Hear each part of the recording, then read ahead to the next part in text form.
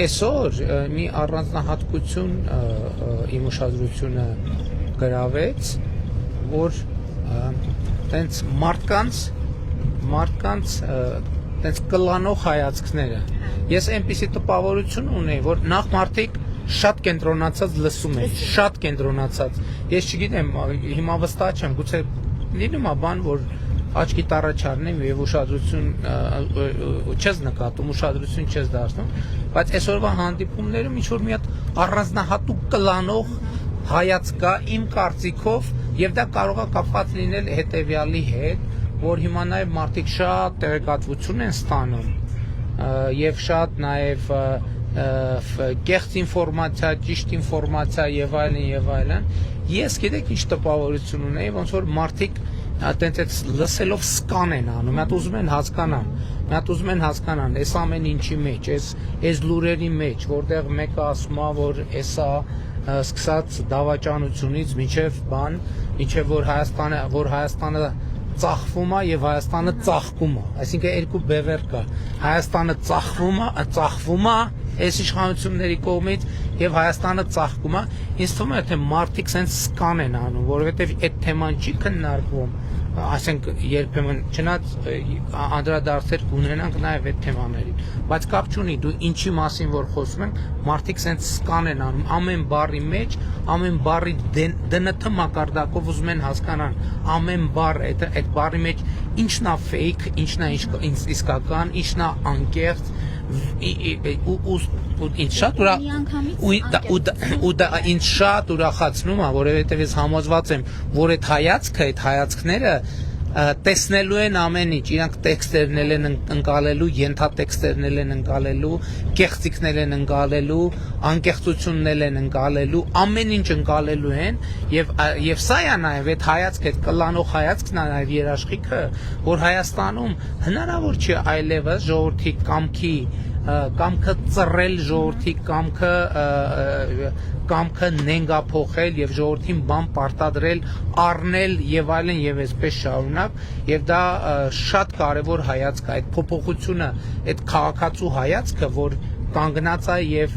ուղիղ նայում է եւ կլանում է ամեն բառը բաններ շերտային տոմոգրաֆիա, որ ենթարկում են, չէ՞, համակարգչային տոմոգրաֆիա ենթարկում ամեն բառը, ու սա շատ հոյակապ նորություն է, ես սրա համար շատ ուրախ եմ։ Հիմա Տիկին Ավանեսյան, այս շրջանում նաև այս վերջին իհարկե առաջին օրինակ Քարոզարշավի, բայց վերջին ամիսներին մենք անդադ շփվում ենք մարդկանց հետ։ Ձեր զգացողությունը ինչ է ասում, ինչ արդյունք եք կանխատեսում։ Ես կարծում եմ սահմանադրական մեծամասնությունը լրիվ իրատեսական, անգամ այսօր, երբ որ առաջի օրն է, պարոն վարչապետ, եւ ինչպես ասում եք, իրանք նաեւ այսօր մի քանի հոգի նորից ասեցին տարիքով անձանցից, ասում են մենք գնահատում ենք, որ դուք մեզ եք դիմում, այնքան հետաքրքիր բան ասեցին, ասում են մենք զգում ենք, որ դուք մեզ եք դիմում։ Այսօր հետաքրքիր բան է։ Այդ արտահայտությունը այտենց շատ բան արեց, էլի, որ իրանք հասկացել են, որ մեր խոսքը իրանց է ուղղված։ Այստեղ գիտեք հետաքրքիրը ինչն է։ Այսօր գործընկերների ուշադրությունն եմ հրավիրում դրա վրա։ Այդ բանը, որ ես 2000 ինձ թվում էր թե բոլոր այն հատվածներում, երբ որ ասում եմ եւ այդ մեկ մարդը դու ես, որտեղ ասել եմ ինչ որ մի վարքյանից մարդիկ սկսել են ծափահարել, դա ինքնաճանաչումն է, դա արձանագրում է, որ իրանք հասկանում են, որ այդ մի մարդը իրանք հասկանում են, որ իրանք են որոշում, այս ամենակարևոր բանն է, իրանք այդ ծափահարելը, իմիջիալը դες չեմ հիշում, ես այս խոսույթ օգտագործել եմ նախկինում, եւ իհարկե հիմնականում հրապարակներում, որտեղ